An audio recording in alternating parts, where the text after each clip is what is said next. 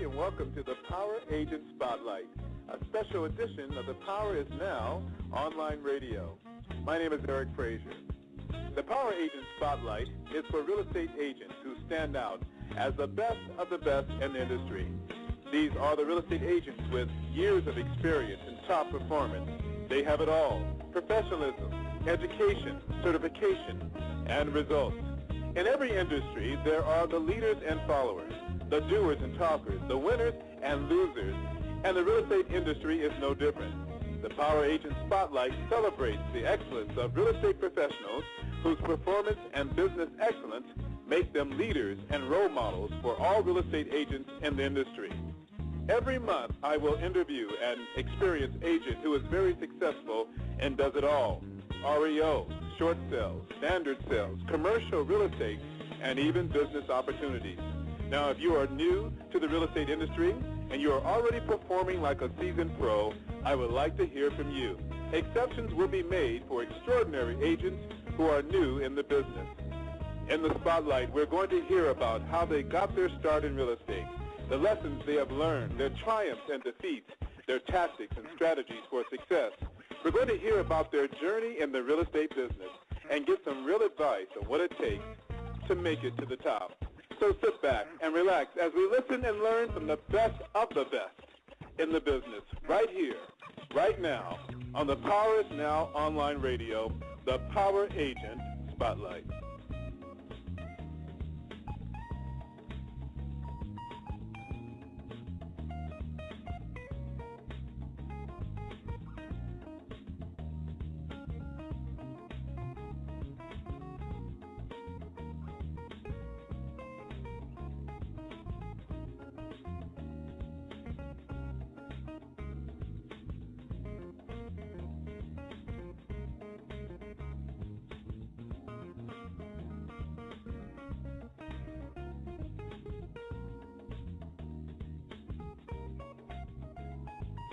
Welcome to the Power Agent Spotlight. Today in the Spotlight is Alisha Chen, broker and president of Cornerstone International Real Estate. Welcome to the show, Alisha.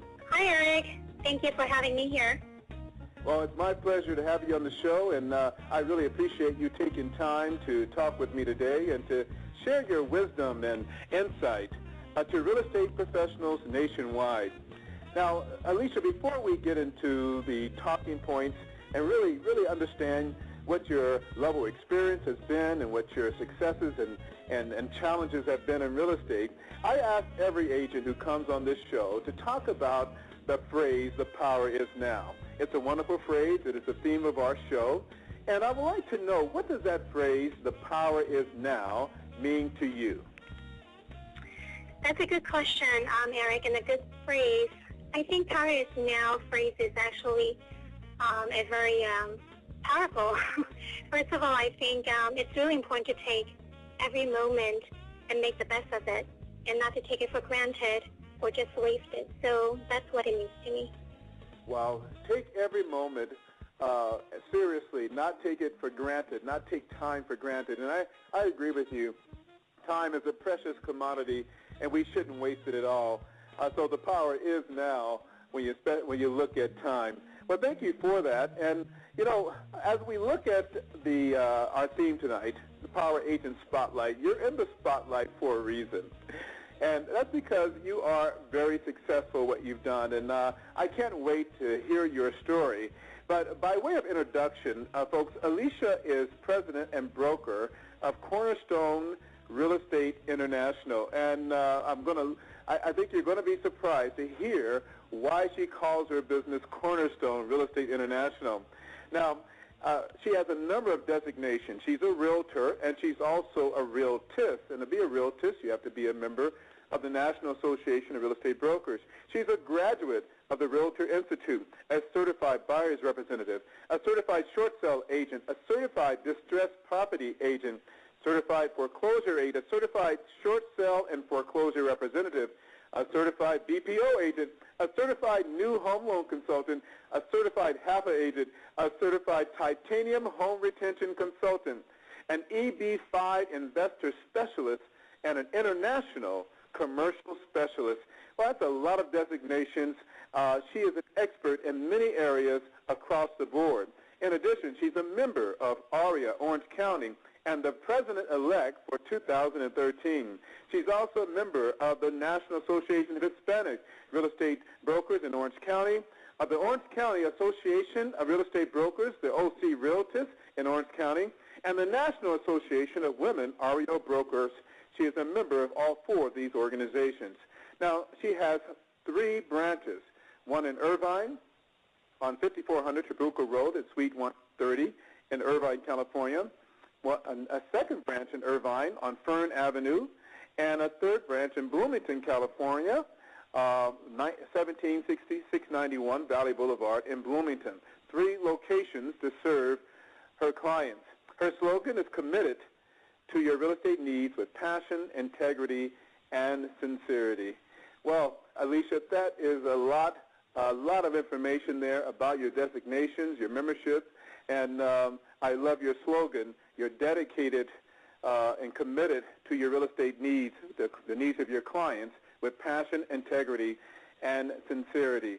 So why don't we start first with talking about the name of your company, Cornerstone Real Estate International. Why do you call it Cornerstone Real Estate? Well, Eric, when I was going to branch out and start my own company, name is really important in what I stand for and what I believe. And so, God and Jesus is the cornerstone of my life. And we know in the Bible it says cornerstone. And once you say cornerstone, people know that you're a Christian. And in real estate, cornerstone is the most important portion of a building. And so I thought it was very appropriate to relate the 2 messages. One is saying that, God is the center of my life personally, and that the cornerstone is very important in the building, so it has to do with real estate. Well, I love the symbolism there, the message that you are making to the industry and to the community you serve. God is very important. Jesus Christ is your Savior, and you make no bones about it, don't you? It is a very big part of your business and your life, and we're going to talk a little bit about that when we get to your tactics and strategies. But tell us, how did you get started in real estate? I mean, you weren't born a real estate agent. Obviously, you were doing something else, or perhaps you were. Actually, it's an accident that I got into real estate. I graduated as a registered nurse from Cal State Long Beach, and never liked sales, never wanted to be in sales. However, when I was going through college, trying to, earn a part-time income so I can make it through the next semester and pay for the tuitions and stuff, God is humorous. He gave me all type of jobs, and it's all sales. So I don't know, when I was praying for a job, I was praying for a non-sales job. So I thought I was not being very clear to God. But, he's just very humorous. He put me in sales positions because he knows that was my weakest area. Wow. So you're blaming it on God, huh? Well, I used to blame him, but you know what? Now to look back, if he has not given me those jobs to prepare for, what I need to deal with in the depressed market, I don't think I can make it. Wow, so this was just preparation for what you're doing now and what you have experienced as a real estate agent. Yes. So one day when I was in nursing, we had the 12-hour shift. And so that means 1 week I'm working 3 days to 4 days. So the rest of the days I'm completely bored to death. Or if I go out, I'm, paying gas or paying things that I will be eating. So I thought, okay, I need to, make a better decision on either doing something that is fun and not have to pay out of pocket, or doing something that, that's not going to get me more. So I thought, let me take a part-time job that would be fun, not for income purposes.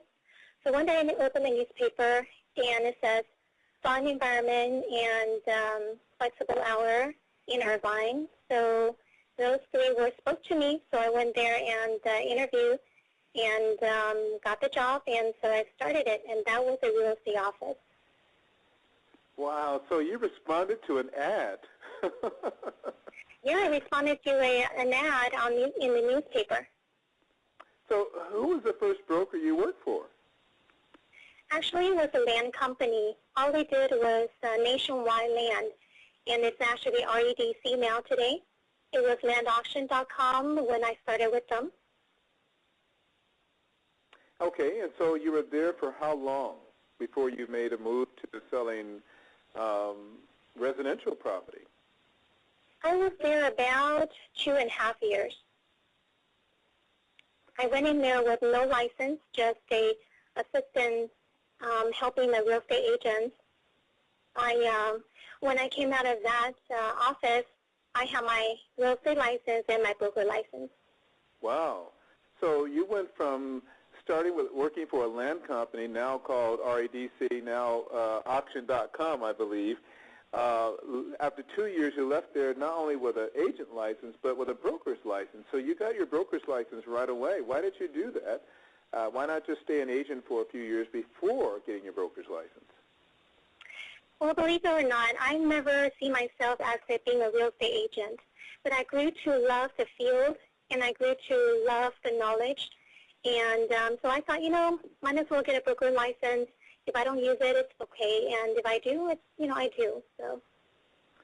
Well, so you got your broker's license, and you made the move. Where did you go then? After that, I went to presidential real estate.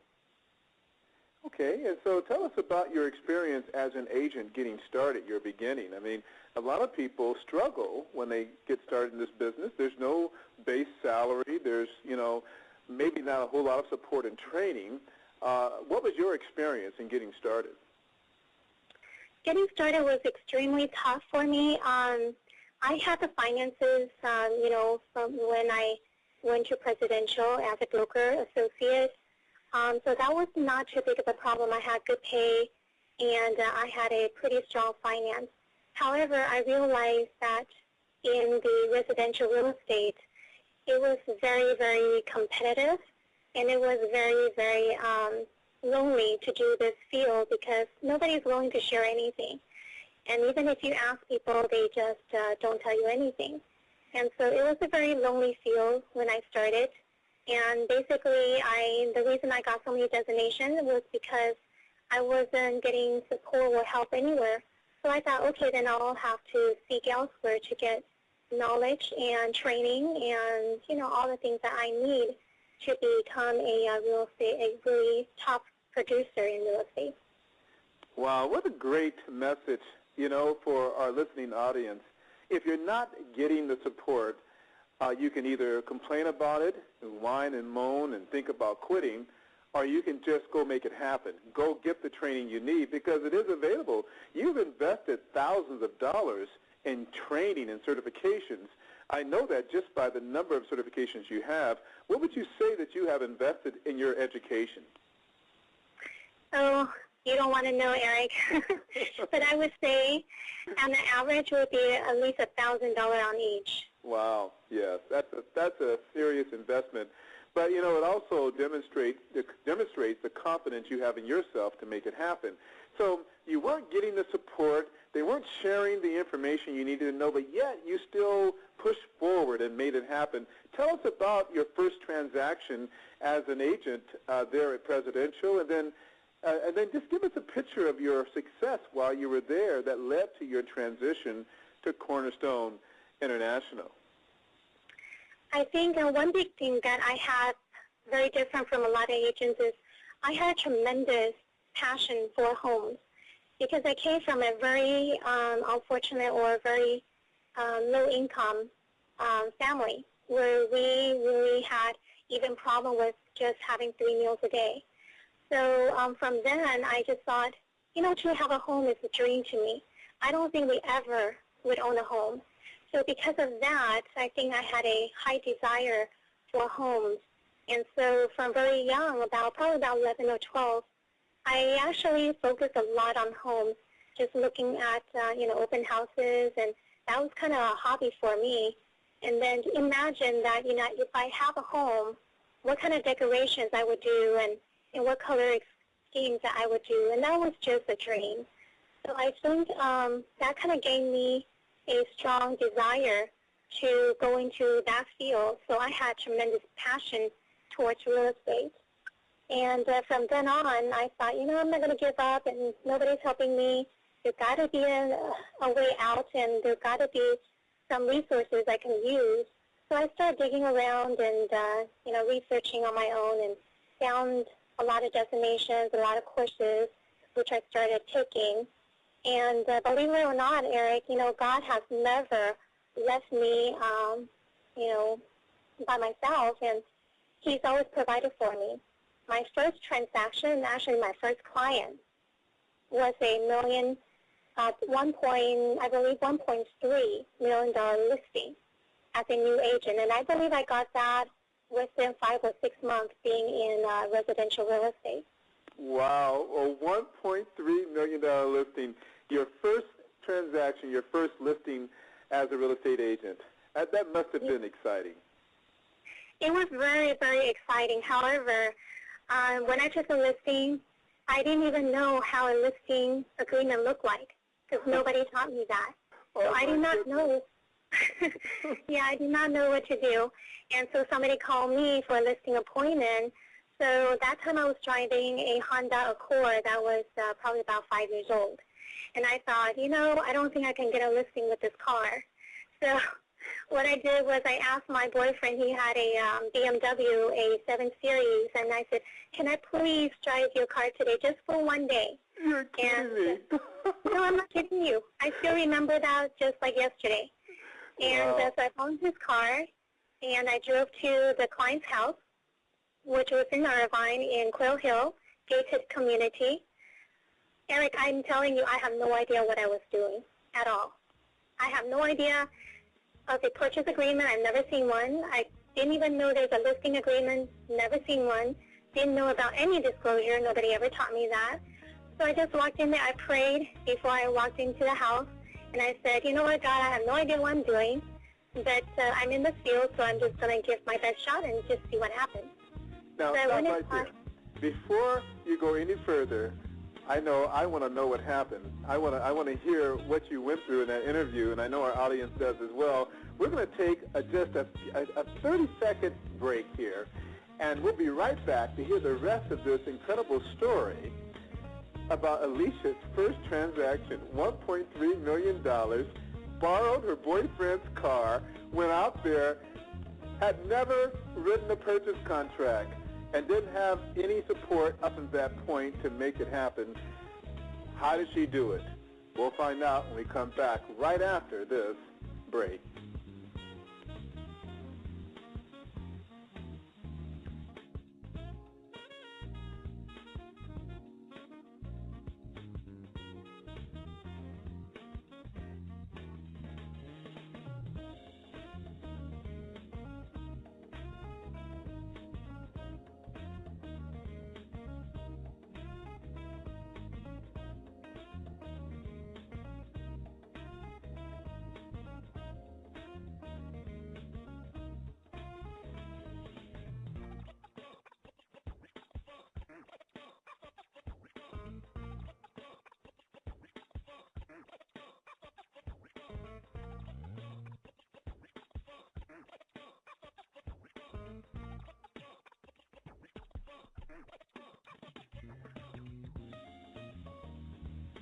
Okay, we're back with Alisha Chen, and we ended with her being at the door and saying a prayer before she walked into the house to make this listing presentation. So, Alisha, how did you do it?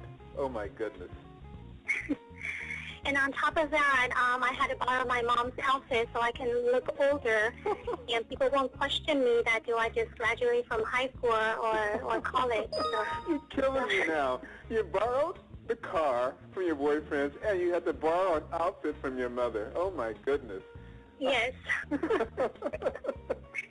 And yeah, and on top of that, I had to have my hair done so I look older.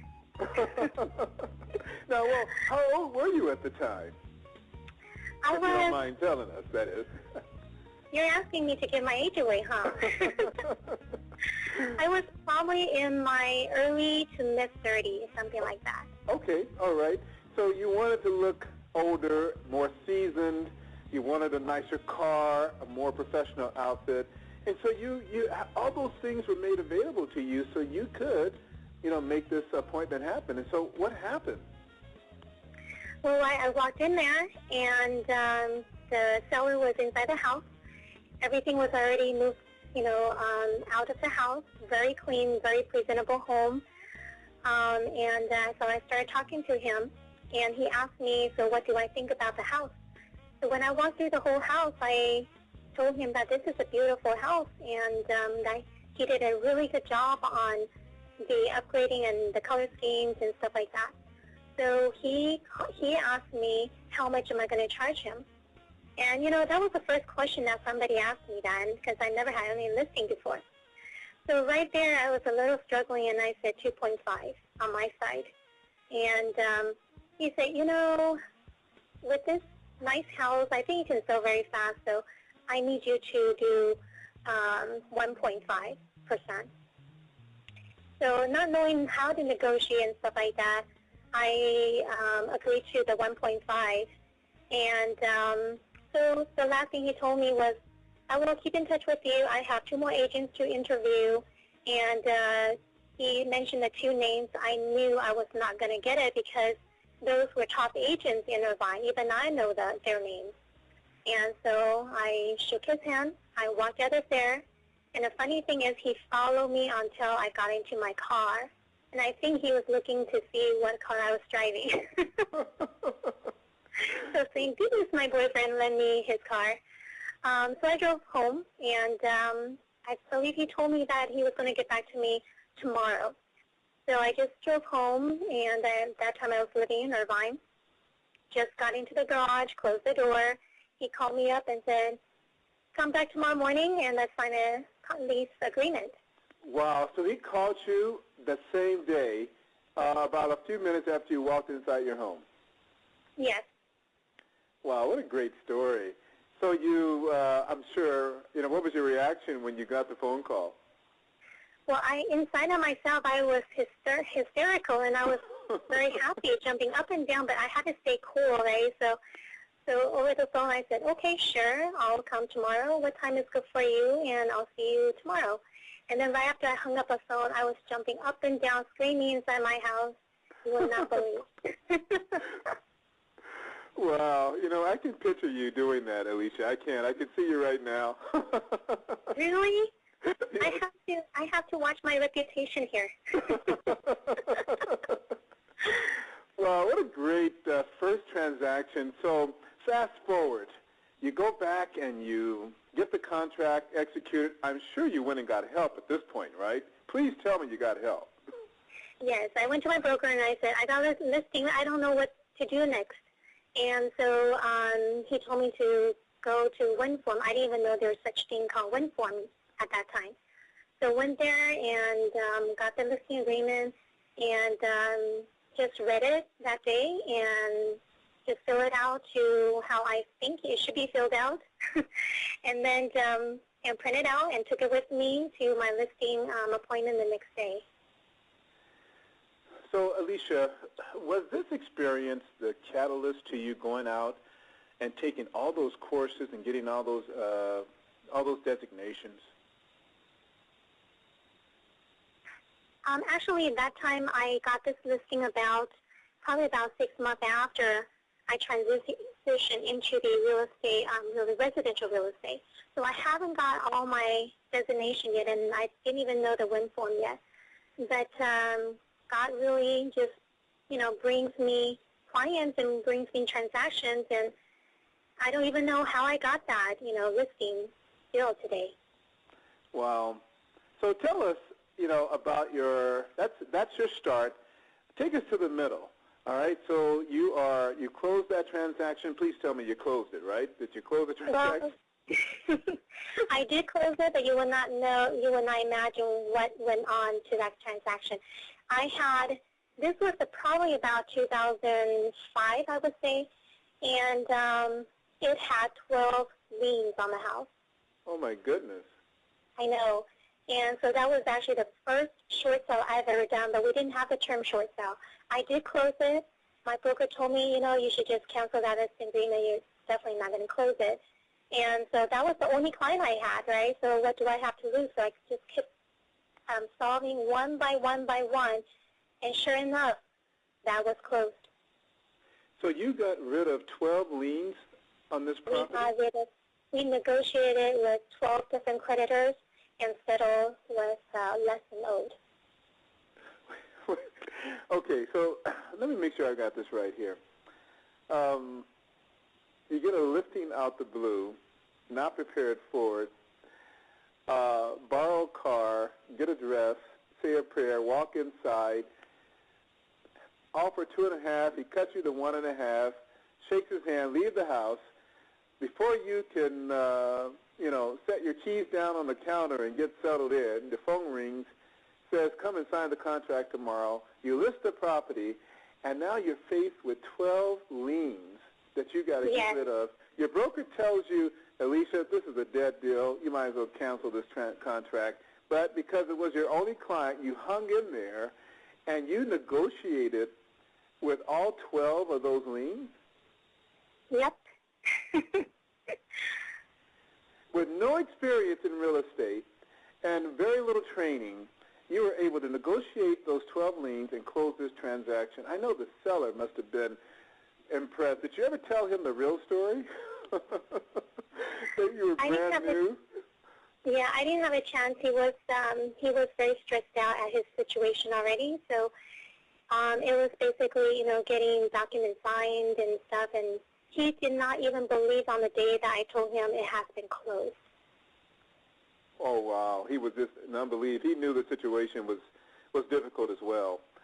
Right, but he never told me there was 12 liens. But the day that we closed it, he kept asking me, are you sure? Are you sure? So that was your first experience then in getting involved in short sales. And even though it wasn't technically a short sale, but essentially you had to negotiate and with those lenders in order to make this transaction happen, which is what happens on a typical short sale, isn't it? Yes.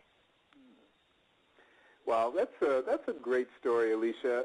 I tell you, we could probably end this interview just on that story alone because it's a testimony to your determination to, make it happen by any means necessary, to do the work if no one else is there to help you, to make the phone calls and to get the help when you need it to ensure that the transaction closes on time. Well, hopefully that client is a client for life. Tell us about some of your successes now. I mean, that was a success, but so this was in 2005, and here we are now, 2012, 7 years later, and you're still going strong, but I think you know pretty much what a purchase contract is all about now? I hope so. I'm training my agent, so I better know. So you tell us about your success as an agent and then your transition into Cornerstone being a broker owner. Eric, I am a slow starter.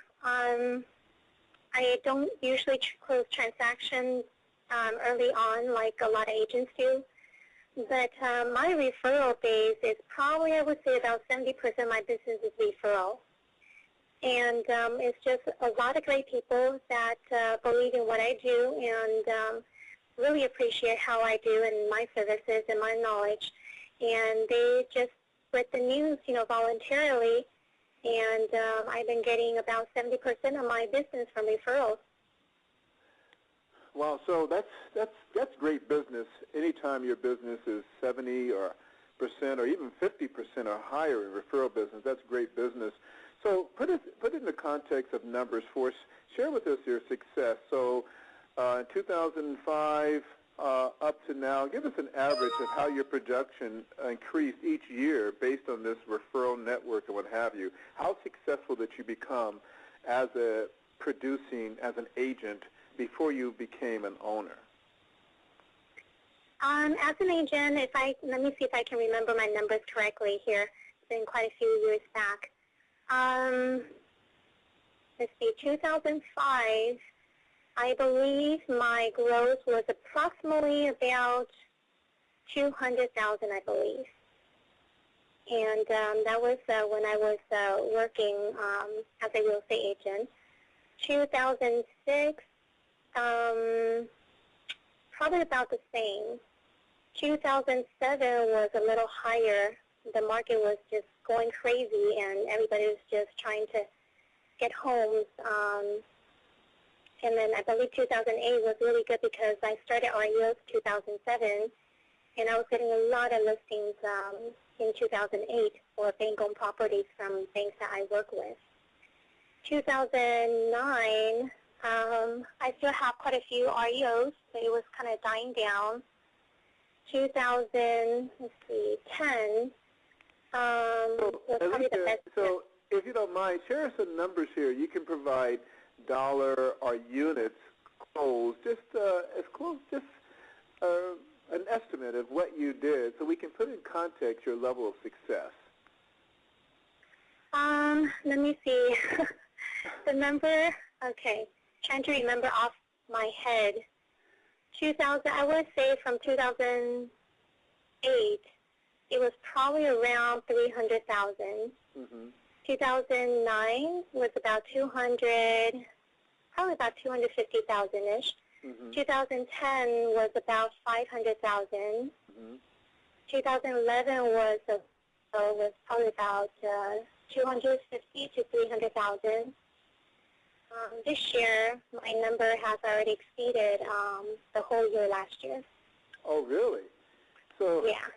This year is looking great. At a time where a lot of agents are complaining that there's low inventory or business is slow, you're already exceeding in 2012. You've already exceeded in 2012 what you did in 2011. Yes. Wow, that's great. So talk about, you said in 2007 you got started with REOs. What led you to, doing REOs? How did you get in? Almost everything I do is, it must be God's grace because, I was probably the dumbest kid that I ever knew myself. And to be, seriously, if people who has known me when I was a kid until now, they did not believe I'm the same person as I was before, because I was probably the dumbest person or dumbest child that they ever knew. So what happened was 2007, I started seeing just a crazy trend of homes just keep on going up since 2006. It's literally every month it was increasing, by about 10,000, 15,000 just the neighboring properties. And we're talking about average about $350,000, $400,000 homes about 2006. And every property was going up about 10,000, 15,000 every month. So I was thinking to myself, okay, our income is not increasing that fast, and the home is increasing this fast. So somewhere along the line, there's going to be a lot of people in trouble. So I actually started to farm banks. And so I called a few banks, and I didn't know the term REOs back then, just bank-owned properties. And so I called a few banks and told them, if you have any properties that is in trouble, I'll be more than happy to be your agent to help sell it for you. And I remember most of the representatives in the bank would say, oh, no, you don't understand. We're selling like hotcakes. That would never happen. And I said, okay, well, if you can keep my information and just let me know whenever, you might need my service. And so my first call was about half a year later that when I started farming these banks. And they said, Alisha, do you remember me? Remember you said that you know how to do bank-owned properties? Well, we have one here now. Did you want it? And I said, sure, yes. And really, I have no idea what I was doing. I was just reading up on what bank-owned property was and, in the past what was happening and how to do the transaction and stuff. But I just knew that something's going to happen because of the fast rising in the purchase price. So that's how I started it. So your first bank came from your farming efforts about 6 months earlier, your first REO. Is that bank still giving you REOs today, or has their inventory kind of fallen off? No, they are still getting the REOs today. It's been really dried up, but I'm still getting a few a year. Mm-hmm. So how many banks are you working with? From your farming efforts, what did you get in terms of the number of banks that were sending you REOs?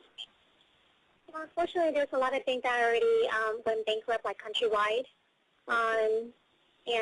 So initially when I first started in REO, I had about 5 different banks. So where are you now in terms of the banks that you're working with that have business to give you? I still have 5, but only one was the same that I started out with. All the other 4 of them are all the newer ones, or the ones that I did not start with. So what percentage of your business is REO versus short sale or standard sale right now? Right now, my number 1 transaction is actually investors who are investing in cash purchase. Number 2 would be the short sales. We've been closing so far 100% of our short sale listings. Number 3 would be the standard sales. Number 4 would probably be the REOs. Well, it sounds like you have a pretty good mix. You're doing it all. And I know, tell us about your investor activities, because you are a specialist, a EB5 investor specialist. Explain to our audience what that means and how have you leveraged that specialty to do more business? Well, first of all, that is a really extreme specialty. There's a lot of foreigners from China especially that would love to have a permanent residency in the United States. And so by traditional ways, it has been really slow, probably average about 10 years to get the permanent status. So a lot of people who have a lot of income and funds in China, they would love to actually invest here and while doing so, obtain their permanent status. So EB5 is a type of program that California had actually a long time ago. It's not something new. But because the regulation and the guideline was so stringent that nobody really was able to utilize that until recently.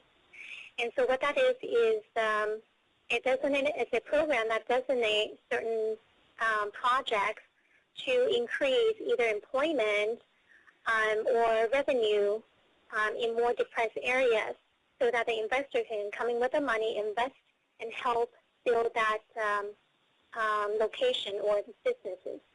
So if they stay within the guidelines and they do everything they're supposed to do, then they have the opportunity to actually apply for a permanent status by investment.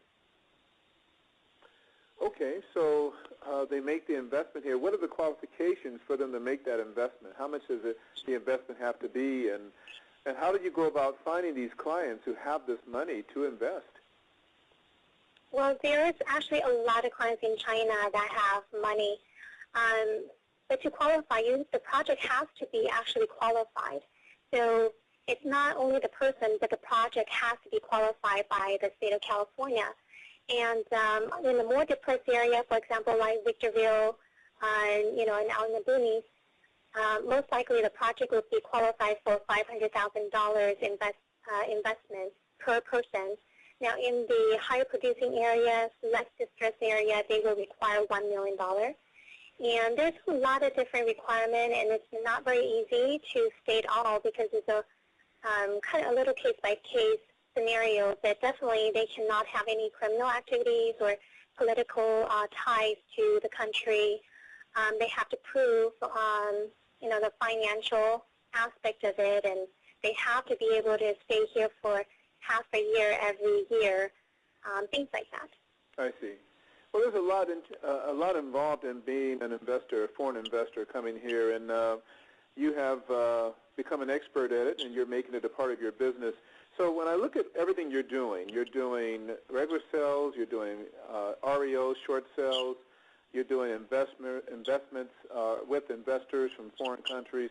You're doing a lot, and just thinking about your income from 2005 and your first transaction in 1.3 to what your income has been since 2005 and to present, Was there ever a year when you were a registered nurse that you ever made $200,000? Oh, no. I think I won't even make that amount being a doctor. And then still I would be owing $200,000 of my tuition. Wow. So real estate has been really good to you and to your family. You mentioned earlier, and I want you to share a little bit about this before we move on to your tactics and strategies, that your family was very poor. There was times where you guys didn't have, couldn't make 3 meals a day, that kinds of things. Where did you originally come from? Are you originally from the United States? Were you born here, or you were born in China? No, actually I was born in Taiwan, and I came here. Okay. I came here when I was 8 years old, and the whole family, we came here on our green card because what happened was that my grandmother who got a green card, and so she applied for all her children, which is my dad. So we came here actually given to us green card for the whole family, and when I was 8 years old. Wow. So migrated here from Taiwan to the United States. Thank God for Grandma, and the vision to bring her children here. For you to have the opportunity, after having pursued an education and to be a registered nurse. I mean, you have your bachelor's in science, right? And probably what in the science field. What is your degree in? Yes, I graduated as a Bachelor of Science in Registered Nursing from Cal State Long Beach. It was probably the second best nursing school in Southern California. Wow. Well, now tell me this before we go to break here. With all of your successes, you have had your challenges. Has there been a time that you wanted to quit? And if not, what was your greatest challenge, and how did you just keep on going? Take us out with that story, and then we'll be coming back to talk about your tactics and strategies. So, challenges, how did you get through it? Have you ever thought about quitting? Definitely. There are many challenges that I have encountered in my life, and probably more than most people have at my age. So challenges has never lessened, and that's one of the things I need to ask God why He gave me so much when I need Him one day. But I think, being a child who grew up in a very unfortunate situation and pretty poor and had nothing, I think that kind of gives you a lot of strive to make sure that I'm not going to get there again, and to also prove to the people that always look down on us that I have what it takes to make it out there, and that they are wrong for looking down on us. So I think that was the main, reason and for me to keep going. Can you share with us your greatest challenge and that you faced, and did you ever think about giving up selling real estate? Oh, in real estate? Yes. I think about that quite a bit when I started. I think probably one thing was that I did not give up was my extreme passion for it, and just, knowing how it feels not to have a home that you own. But the challenges that we encounter is a lot. First of all, that was the first time I feel that humans can be very cruel. When you go into real estate, you ask for help. Nobody was willing to help you. And I think, asking for, any kind of support and just pointing me to the right direction, not necessarily sharing secrets, but just pointing me to the right direction. Nobody was willing to do that. And I think that really put a very big burden in my heart. And that's one reason why I started Cornerstone, because I knew how it feels to have new agents that want to be in the field, but they don't have any help, or they don't know where to start, or they just don't know how to get there, and they need a mentor that really just will not hide things for them, but just teach them everything they know. I know how that feels. So because I know how that feels, I think I just keep striving every day, and I just don't want to quit because it was just not an option for me. I cannot I don't want to go back to where it was before, that we didn't have 3 meals a day and people looking down. That was not an option.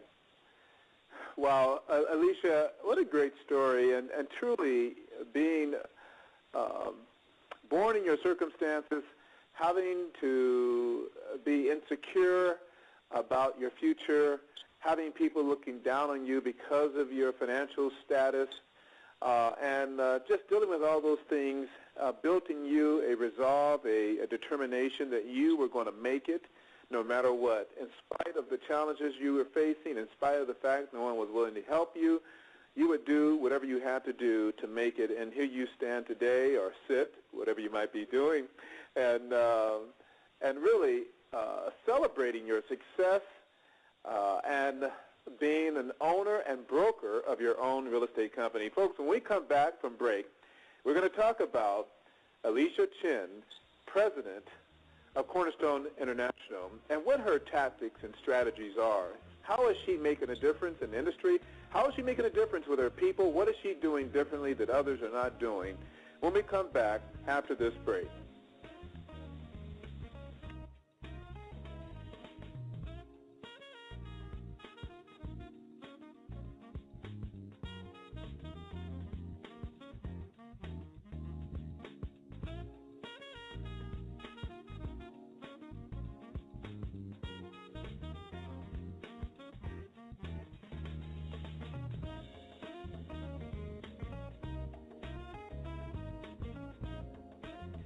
All right, we're back with Alisha Chen, president of Cornerstone International Real Estate. And folks, I don't know about you, but I'm inspired so far by this conversation. I really am. And I'm so happy Alisha has taken the time to share this information with us. And I hope that you, too, are inspired by what she's had to say so far. So we talked about her beginning. We moved into some of her experiences getting started. And now we're going to get to the brass tacks, folks. How do you do what you do? So tell us, Alisha, some of your tactics and strategies. What makes your office, first of all, unique from other real estate offices out there? And how do you, support your people and drive volume? Well, Eric, when I was with the other brokerage, I feel that those people that I see in that location I'm in, I spend more time than with my own family. So it was very important for me to have an environment that I feel comfortable, and I feel like it's a second home since I spend so much time there. Well, it's really hard to feel that way in a real estate office. And so I thought, okay, I'm going to start looking for another one that would feel like that. And everybody would be working as a team. And, where we can support one another and help each other and all that. So I looked and looked and looked, and I just don't find any. And so I thought, okay, well, then I'm just going to start my own. And when I said that, every day that I was thinking about it, I was going back and forth, because that's a lot of responsibility. And I would be starting at the very down market in 2010, and that's crazy. Everybody say you don't start out real estate offices in a down market. That's just completely insane. But so I prayed about it, and so I started it. And the way I run the business is I don't want a lot of agents. That's never my goal. I want quality agents. What that means is they don't have to know anything in real estate, but they must be good, ethical people who cares about people and would be doing a professional job and not out to just, make money for themselves and don't care about clients. That's all I ask for, and I can train anybody into a very top-producing agent if they would just, trust in me and do things that I would advise them to. So I started a prayer meeting in my office every Thursday morning, usually about 10:30 to about 11:30. And so the purpose of that is, Eric, real estate is tough, and it's even tougher in this kind of economy. And so if we don't have prayers, I don't know how we're going to go through day by day trying to handle the transactions, trying to deal with unethical people, trying to, work things out and all the problems that we encounter nowadays. And so, we're just human beings after all. So we started a prayer meeting, and I made it that it's a voluntary, so not every agent is have to come. But we started out with the majority of agents that joined in, and now every agent joined in, regardless if you're a Christian or not. And I just really believe that prayer is extremely powerful, and it's the most important thing in our life, and that God can just mold you to what you are willing Him to do, for in you. And sky is the limit. So the only limitation is what you have set for yourself. And so the bottom line is, how willing are you? And so I started with a prayer meeting. The second thing is a tremendous amount of faith. In our office, there are days that we encounter unethical agents that tell us to do things that are not correct or not right, or clients that ask us for kickbacks, and if we don't give it, they're going to go to another agent. We are challenged day by day with that kind of situations. But I just, when we come together as a team and we pray for one another, you'll be surprised on how many prayers God has answered. For every one client that we have lost, He has given us at least 10 more to replace that. So let me see if I have this right. Your strategy, your tactic, you have hired God to be an agent for your company. Actually, I'm working for Him. My name is the owner on paper, but actuality, He is the owner of my company. I'm just His manager. I understand completely. So everyone on your team participates in this prayer meeting that you have every Thursday, and what goes on in the prayer meeting that you're doing, and then this is your strategy? Yes, believe it or not, I don't have anything that is magical or mysterious or things like that, but I'm just telling you, Eric, God is the center of our company. God is the center of our transactions. God is the center of what we should do and what we should not do. And I believe that is the answer to all of our success. And not only that, I believe all of our agents are six-digit producers now. And so, it's not only that they're producing great income, but they're so happy doing so. It's so hard to find people that is doing well, doing great in finances in this kind of market, and so joyful and happy while doing so. So they're grateful for the money they're making, and they haven't gotten, how should I say, they don't have big heads. They haven't become difficult to work with and very prideful, that kind of thing, right? We're humans, and there'll be days that, we get bad sometimes. But, we keep each other in line. I do that too, sometimes. And being a Christian, I'm not held to be a perfect, level. But we just strive to just, do the best we can and be a better person daily. But our team holds each other accountable. Sometimes when we see something is not quite right, we kind of give them a nudge, and they'll get it right away. So having weekly prayer meetings, and these take place every Thursday from what time? We usually start at 10:30, and usually ends at 11:30. But, we've been having just tremendous, great time on sharing that has been going over until about 12 noon. And one thing when I started this prayer meeting, we see the following Thursday, somebody's prayer's been answered. And I didn't understand why, when I'm in a small group, our prayers not been answered as much as it has been in our office. And one day it just dawned on me that everybody in the office was just willing to share. So, not sugarcoating, but actually sharing what they need, what things that they encounter, what weaknesses they have.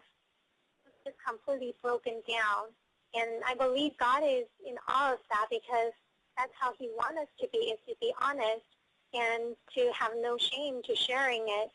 That, through sharing, we can lift up one another. So, with so truthful sharing, a lot of times, our prayers just answer, and so quickly. That is just amazing. Well, I'm really impressed. I don't think I know of an office where this is taking place, but perhaps I'm wrong.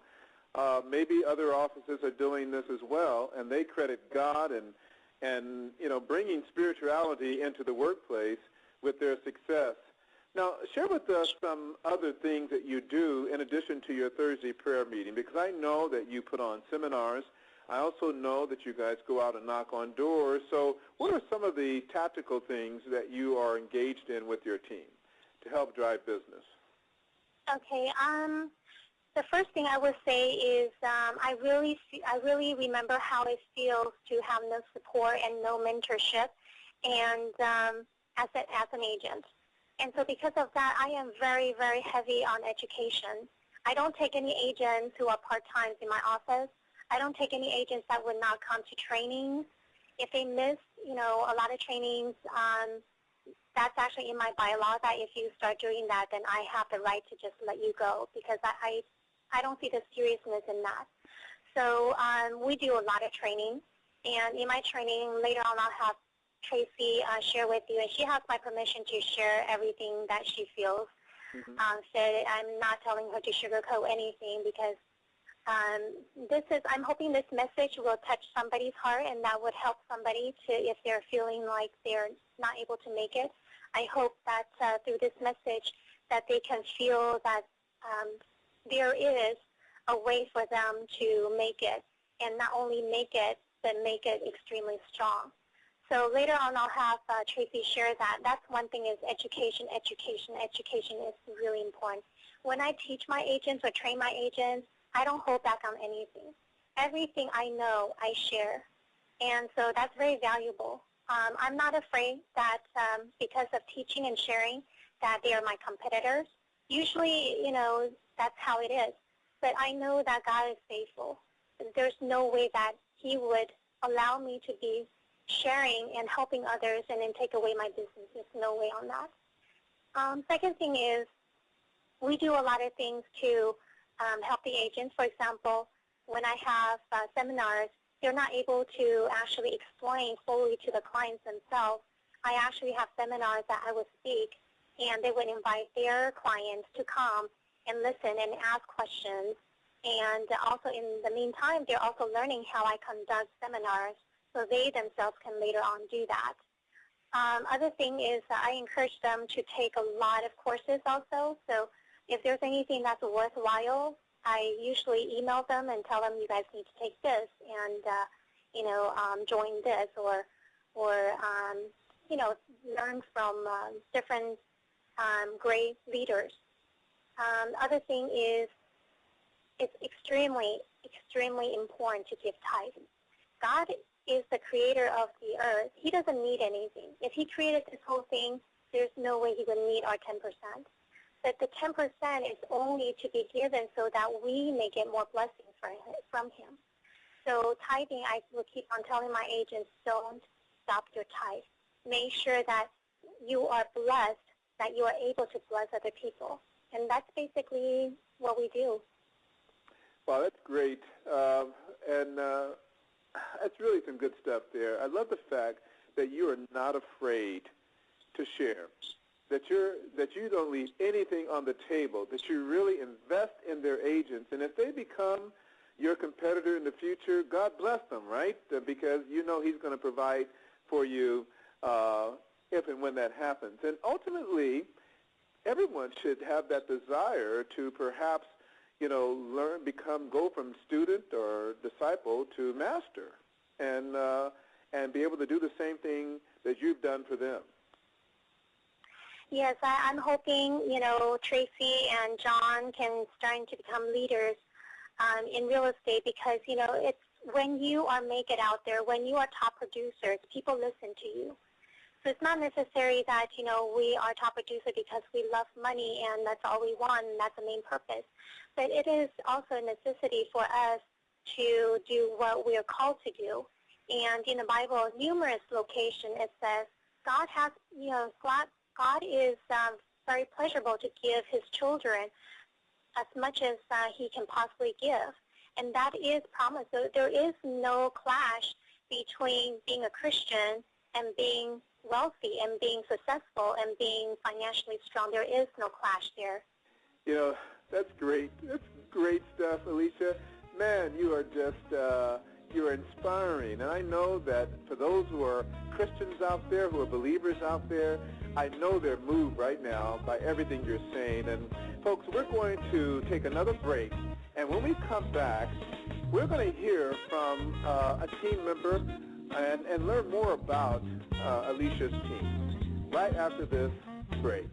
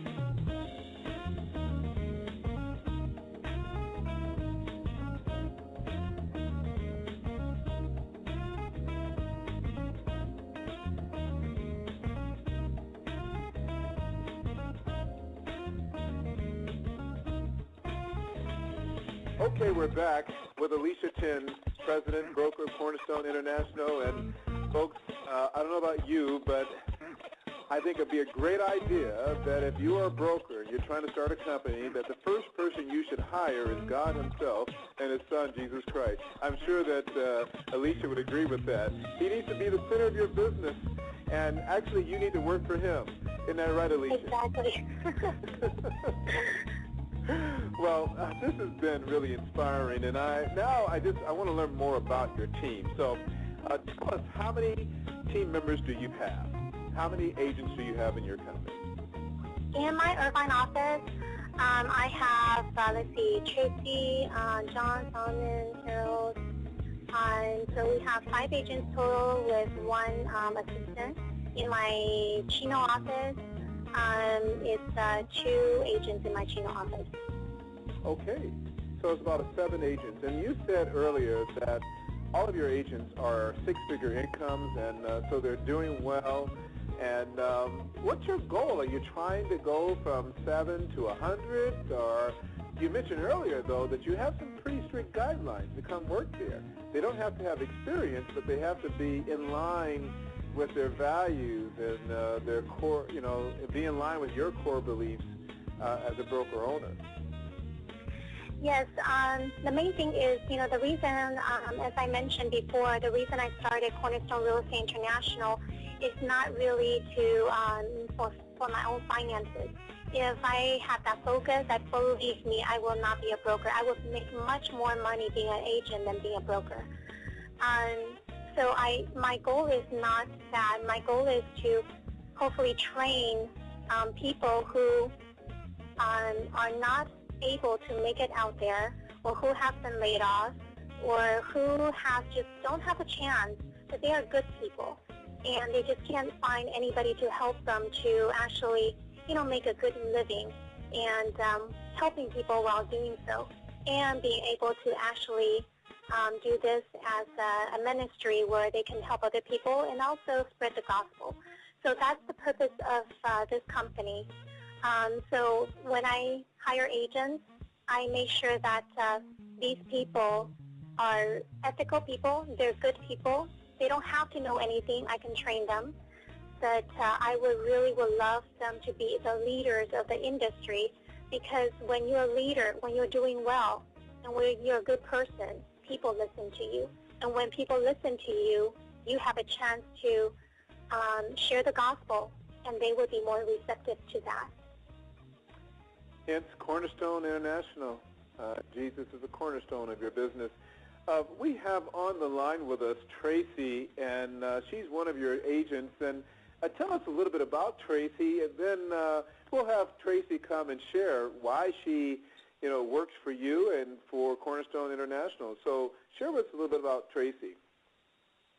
Okay.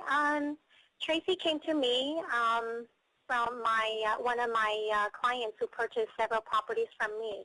And so she was a friend of my client. And so one day my client called me and said if I were hiring in an assistant. And I told her that, that person has to have what it takes for that person to work with me. And so she came and interviewed with me, and I told her that, you have to be able to be hardworking, and you need to be able to do just about what it takes, of course, ethically and stuff, to strive in real estate. And are you up for that? And she basically told me yes. And so when she came to me, she was kind of my assistant, doing a lot of my PC and paperwork and all that. And Tracy, if you don't mind me sharing, she started really, really slow. And I was closing probably about 5 to 7 deals on my own. I was still working for another broker, so I was an agent. And I was closing probably 5 to 7 deals per month on my own. And so she was helping me on that. And I was giving her tons and tons of leads and to help me while paying her and training her. However, for some reason, she just did not flourish. For a whole year, she could not close any deals and stuff like that. And I think she was getting really depressed. But I shared with her that, we just really need to focus on God and just, keep learning and stuff like that. And 1 year later, she is the top producer in my whole company. She makes more, and she closed more deals than any other agent in my company. And not only that, when I first shared with her, when she came to me, I asked her if she knew of the very basic Bible story. She didn't even know the Jonahs and Abrahams and all that. She didn't even know that. And today, her spiritual has grown tremendously just within 2 years. And so I'm extremely, extremely proud of that. One thing I would say I'm proud of is not how much I make. And that, I own a beautiful office in Irvine. It's not that. But I'm very, very proud of every single agent I have in my team. These people are the one when you call them and you have problems, they will come to you and rush, to your side to help you. These are the core people. That's why I'm really, really blessed to have a team like that. Well, that's a great introduction to Tracy. So, Tracy, thank you for joining us and at this Power Agent Spotlight to talk about Alisha Chen and Cornerstone Real Estate. And we just heard that you are the top producer of the company. Congratulations. Thank you, Eric. Thank you. So, Tracy, tell us, why do you work for Cornerstone? Why do you work for Alisha Chen? Okay. First of all, Eric, how much time do I have? Because I can go on and on. So you're going to stop me if I go too long, okay? Not a problem, not a problem. All right. So why do I work for Cornerstone? First of all, Alisha just told you guys about how we met. Mm-hmm. Actually, I'll give you a little background about myself. Actually, I like Alisha, I never thought I would end up being a realtor. Never. I would never imagine. I was actually working in corporate world. I'm a USC graduate, and I majored in finance and computer science. And I was actually the very last job I had. It was actually trade marketing manager at Warner Brothers. So how I ended up here, I really gotta give it all to, because it's God's work. It's God's plan. My placement in this company and in this flock, having Alisha as the head of the company, the boss, also the shepherd of this flock. I think it's not a coincidence, but it's God's plan. That's great. So she is more than just a boss. She is a shepherd. She is a mentor to you, and you see this as a divine appointment by God Himself. Yes. I think today I have the honor to speak not just for myself, but the rest of our team at Cornerstone, that Alisha is a true leader, and then she's a role model, both spiritually and then in business aspect. And I respect her, and I admire for being the woman that she is. And then when you, like, for listeners out there, and then for the first time I saw her, she's just like a petite Asian lady, you know, and the listeners out there probably will think of her as, you know, will take away her sweet voice by the end of the call, but, you know, she's way more than whatever that's on the appearance. I see. Yeah. Yeah, she's very petite and has a very high voice, and you don't know that there is, behind that small package is a lot of dynamite, right? Oh, yes. Yeah, she definitely has the strength, I think it all goes to because her strong faith in God, being a very good Christian, and you know, herself is a hardworking person, a very disciplined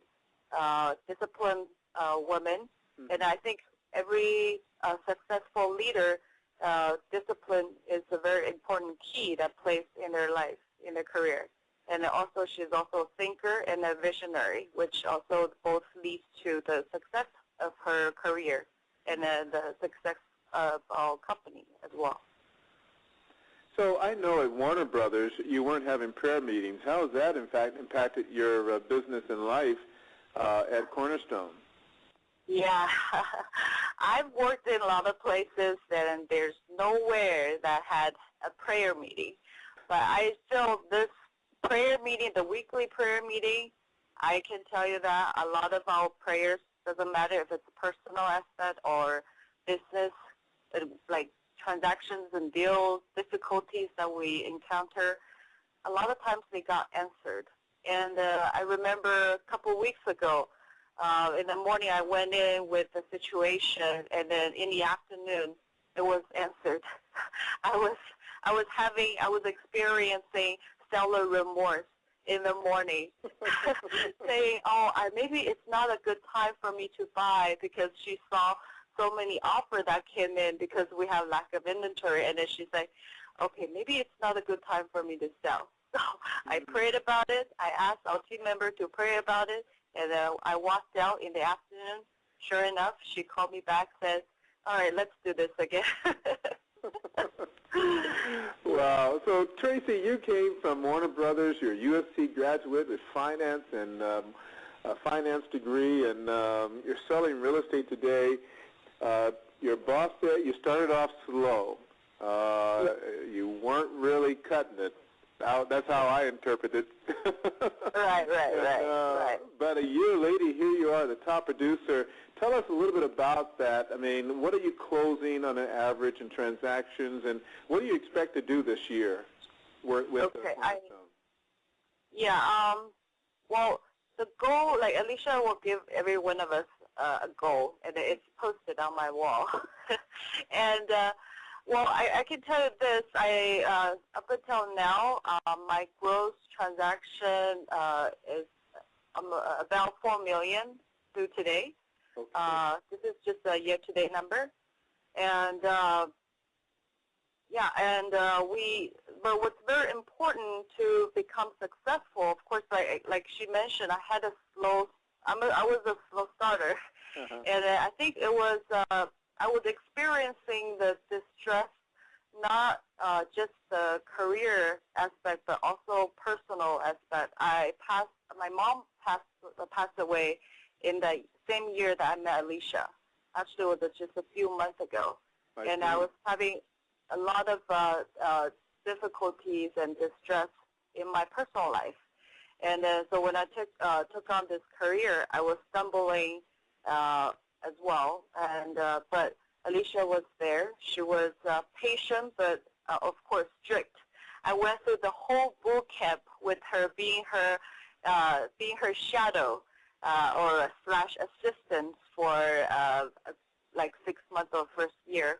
And so basically, and then I just listen to what she tells me to, like really take it to the heart, both spiritually and also the business-wise.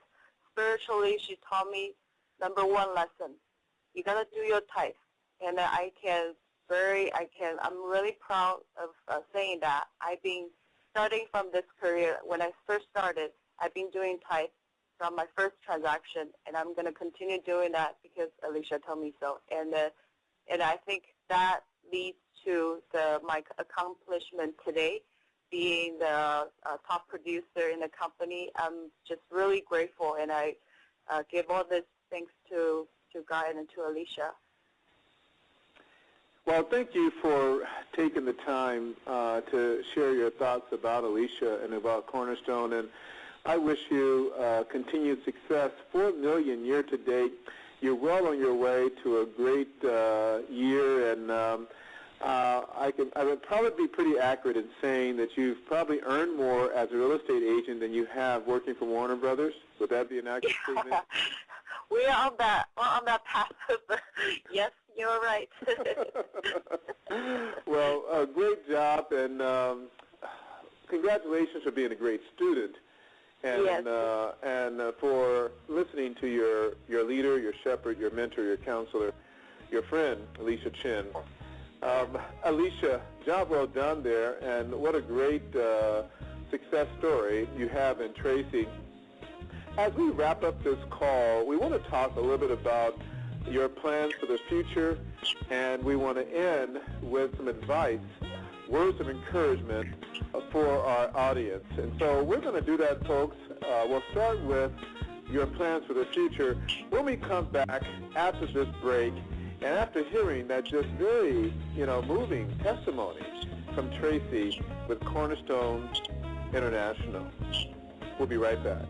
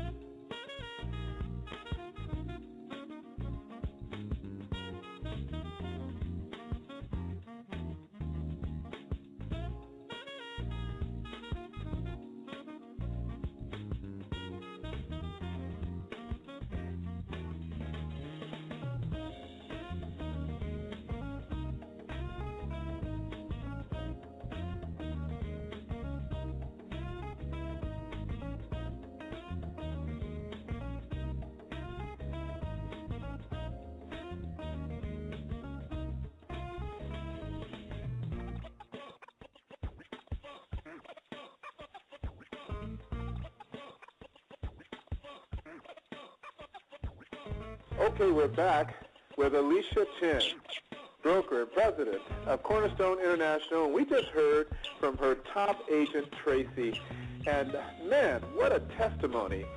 I know that I would love for my employees, if I were a broker, to say the same thing about me as Tracy has said about Alisha.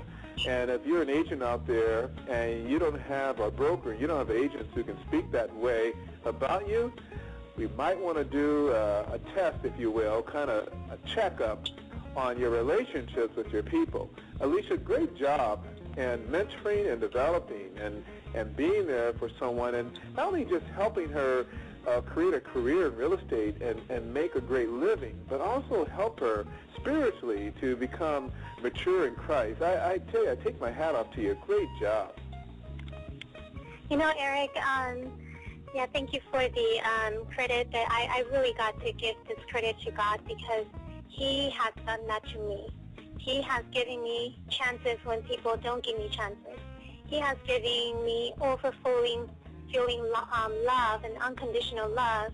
He has given me wisdom, I would say almost like King Solomon's wisdom, because I was such a dumb kid. I didn't know any, I really don't know any kid in my life up to this moment that is dumber than I was. And I'm seriously saying that.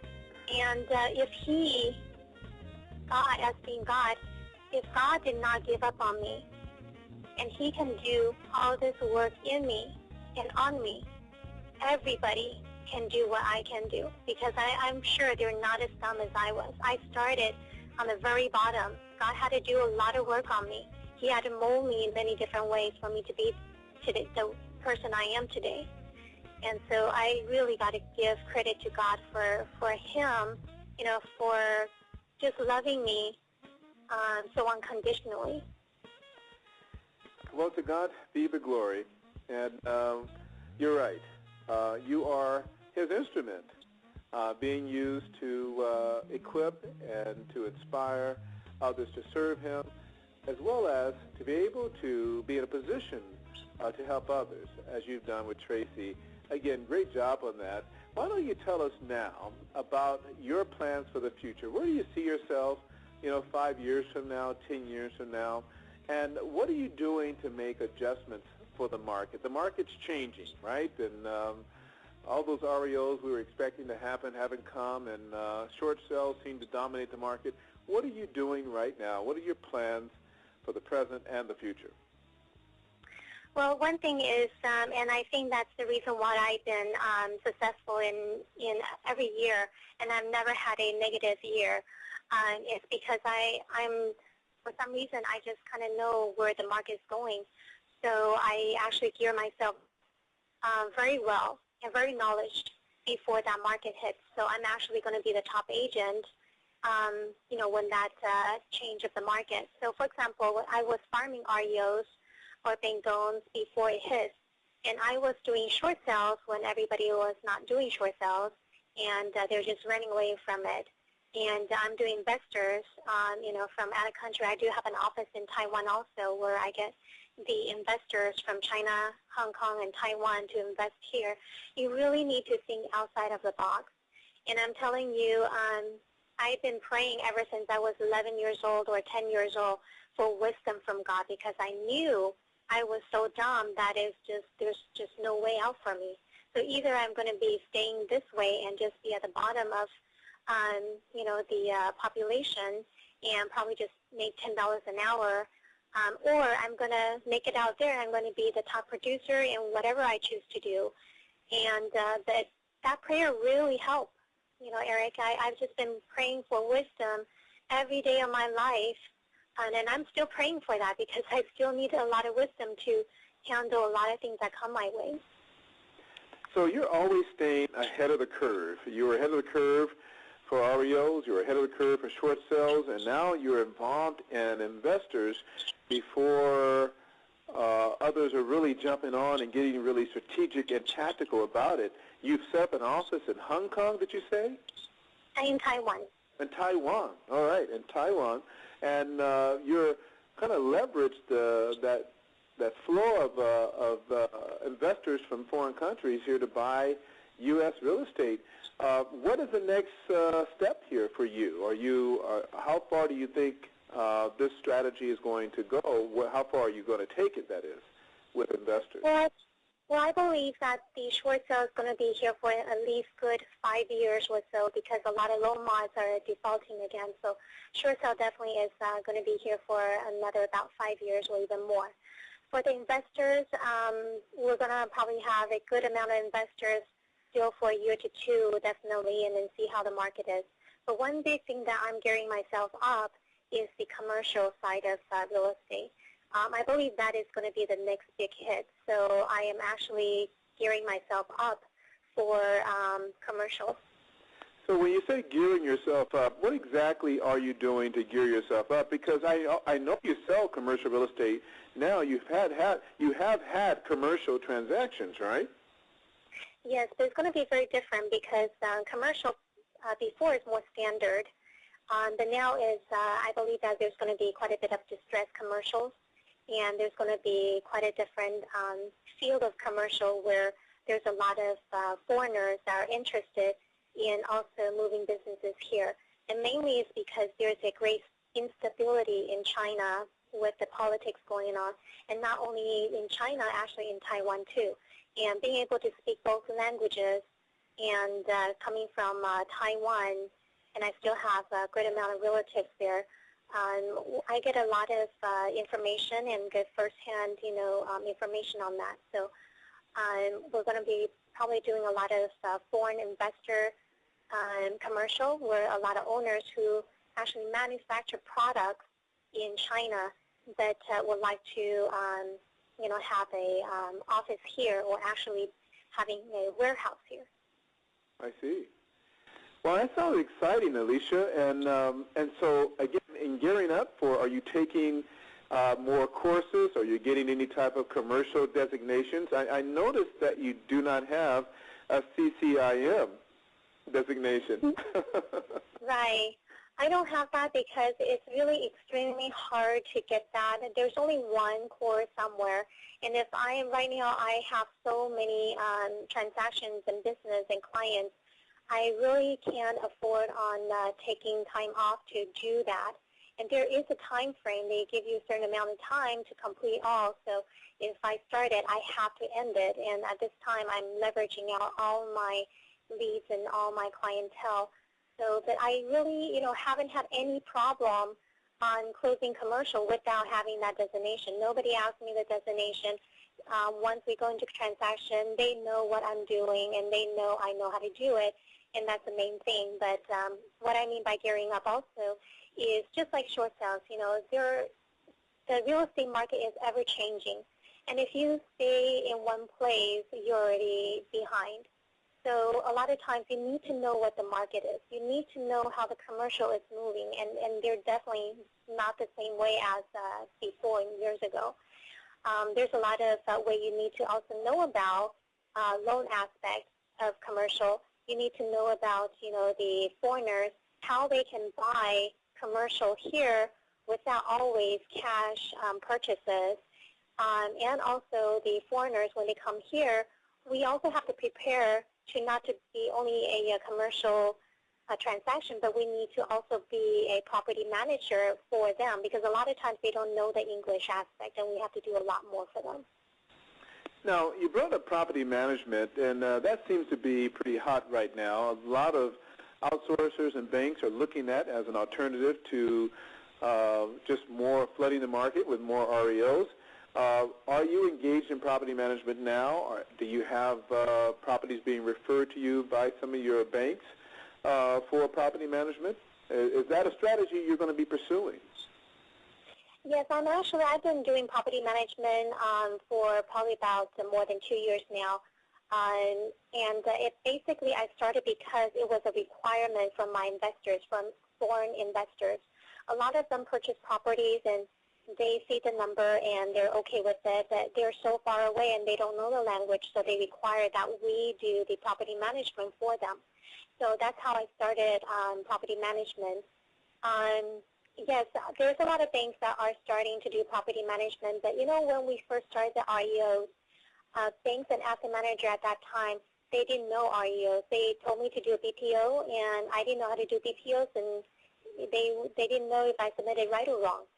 Because we were a learning process. It's like an early on thing. Now, for property management, there are a lot of issues that they have not addressed. And because of that, it's a little difficult at this time. It's a little early.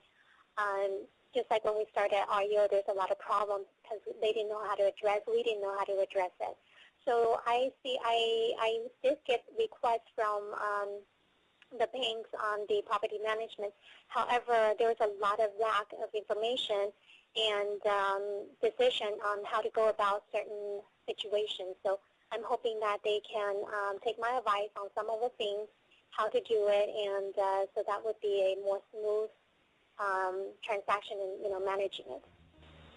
So it sounds like, Alisha, you're gearing up for more investor-type business, for commercial opportunities, and property management, and while at the same time you're continuing strong in your short sale because you see that as happening for the next 5 years.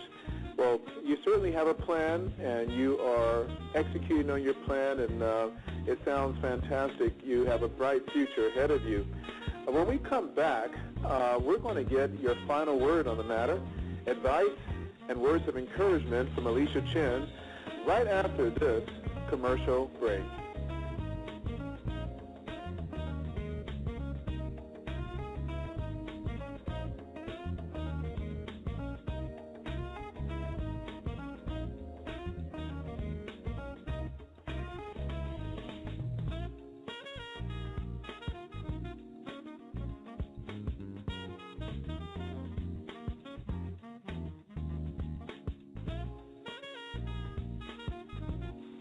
And we're back with Alisha Chen with Cornerstone International. And folks, I don't know about you, but I truly have been blessed by this conversation with Alisha Chen. And I certainly hope that you'll take a moment when we're done here to send the link out to all of your fellow agents, anyone you know in real estate. They need to listen to Alisha Chen. It has been inspiring, it's been motivating, and it's been uplifting, especially for me as a believer, someone who is trusting in God and making it a part of her business. I tell you, how can you not be inspired by Alisha Chen? Thank you again, Alisha, for being with us. And I know this has taken some time, and I appreciate you hanging in there with me, and I appreciate our audience, and I hope that they're still hanging in there with us to get our last word from you, your last word, and that is your advice and words of encouragement for our audience. So what advice do you have for the broker owner out there or for the agent that's in the business right now and perhaps they're struggling or they're looking for answers? What advice do you have and what words of encouragement? Well, first of all, for agents, if you want to stay in real estate, and this is a call that you need to tell yourself about because you need to have the passion. You need to be willing to put in the time and do whatever it takes for you to be successful. And for me, I'm a broker owner. I have agents underneath me, but that doesn't mean that I'm just sitting in the office and just twiddling my thumb. It's not like that at all. You have to be out there. You need to do whatever it takes. I knock on doors. I'm a broker owner, but I still knock on doors.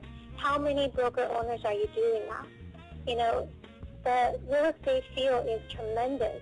Right now is the best time for us to be in real estate because we can help people. There are so many people hurting out there.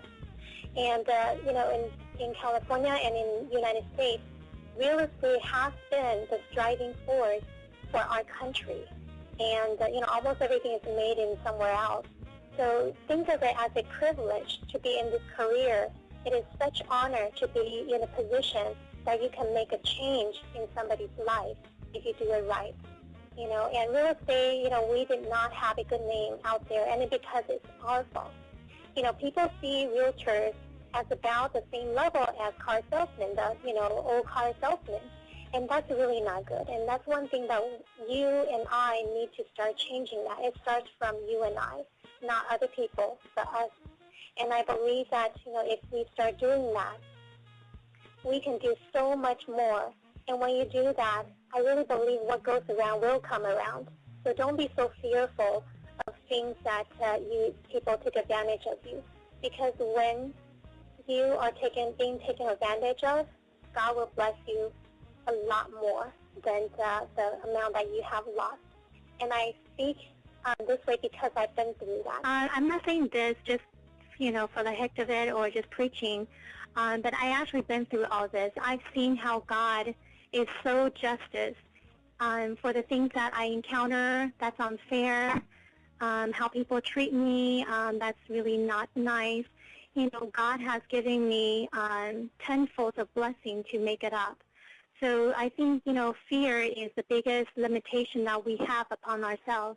We are afraid of people being competitors, and so we don't want to share. We're afraid because we're thinking that people are going to steal things from us, or they're going to be better than us. Because of fear, it creates a lot of limitation upon us and a lot of unhappiness. But if you can just let that go and just know that God is just, that whatever you do for others, that He will bless you tenfold. So that's one of the advice that I would give to realtors, because that has been one of the biggest limitations that we have put upon ourselves. Wow. That's a great word. That's some great advice, I would say, to anyone out there who is operating in fear. And it will stunt their growth. It will limit their success because, in fact, it goes against that biblical saying, if you give, it shall come back to you, right? Pressed down and running over. So be willing to give. Great advice there, Alisha. Thank you. And next thing I will share is, it is about time that we need to build our reputation up. Realtors are supposed to be professionals just like doctors. We should get as much as respect as doctors and nurses and teachers and firemen, but there is a reason why we are not, and because we have not been doing things right. We have been just, doing the very minimum, and we need to be honest with our clients. We need to treat them like how we want to be treated if you were the client, and we need to change that ourselves. Once you start doing that, you will have a referral base, and that referral base is the gold of your finances. Doesn't matter what market it is, they will come back to you. And if you do that, you're just helping yourself. And the next thing I will want to share is, giving somebody help is tremendous because you're changing their life. A lot of people out there are hurting. They can't find jobs. They got laid off, not because you're bad people, just because the economy. But if you have the capability to give them a hand and actually teach them to become good realtors, I'm sure that, one day when they become successful, you will be blessed tenfold because of the things that you have given to them, the chances that you have given to them. And that's the reason why, I'm successful, because I'm not afraid to give, because when I give, I know I'm going to get back even more. And so if you have that mentality and limited fear and just everybody work as a team, can you imagine if everybody has the knowledge and great personality? We can close transactions so smoothly, and it can be a happy process. It does not have to be a dread. So it would be great that if we can all do that. Well, that is the goal, I think, for every broker, is to have every transaction go smoothly. And a lot has to do with really the foundation from which they operate their business and the foundation from which they live their lives, and how they communicate with their sellers or buyers and how they work with other agents. It seems like all of it kind of springs forth from that spiritual base that you have made really a key component in your business. It is the cornerstone of your business. It is who you are as a person. Thank you, Alisha, for being on the Power is Now Agent Spotlight. You are a power agent, and you're operating in the power of God, and it is manifesting itself. It is showing itself in all that you do. Continued success in your business, continued success with your agents, and I certainly hope that people who are listening to this call, whether you're an agent or you're a professional serving real estate agents, or you're in the banking industry, or in the services industry, if you haven't been moved by this, then you may have fallen asleep earlier, and I hope that wasn't the case. And if you did, wake up. When you wake up, listen to the recorded call, because this is definitely a power agent interview that I think everyone should take a listen to, take notes, and take it all to heart. Again, this has been the Power is Now online radio with a special edition called the Power Agent Spotlight. Look out for other power agents that will be coming real soon to the Power is Now, and our goal is to provide these special editions every third Thursday of the month. You'll hear from a power agent in the real estate community doing extraordinary things, leading extraordinary lives, and just setting a great example for real estate agents here and everywhere, even internationally, like Alisha Chen is doing. Alisha, last word of encouragement for our audience. Any last word from you? I would say for this, especially for agents, I like to share two of the verses with my team, and that is, if God is with us, who can be against us? And the second thing is, no weapon against me or you shall prosper. So with those two verses, we have no fear at all. That's great. What a way to end the call. Thank you, Alisha. Thank you so much for spending this time on the Power Agent Spotlight, a special edition of the Power is Now online radio. Folks, tune in with us every Thursday morning from 10:30 a.m. to about 12 o'clock and listen to more incredible programming from the Power is Now. Also, check out our series that will begin on communication on Tuesday. In fact, it will begin every Tuesday beginning in June. And so today is, I believe, June 22nd or June 24th is when we're going to be airing this call. So look out for the series on communication on Tuesdays on the Power is Now online radio. Well, that's another wrap, and I tell you, this show would not be possible without the support of my team, Erica Buster, Jacob Navas, and others, my family who support the Power is Now. I appreciate them. Without it, it wouldn't be possible. Remember, we are at our best, and we maximize our success when we act now. Thank you for joining the Power is Now. Have an awesome day. Talk to you soon.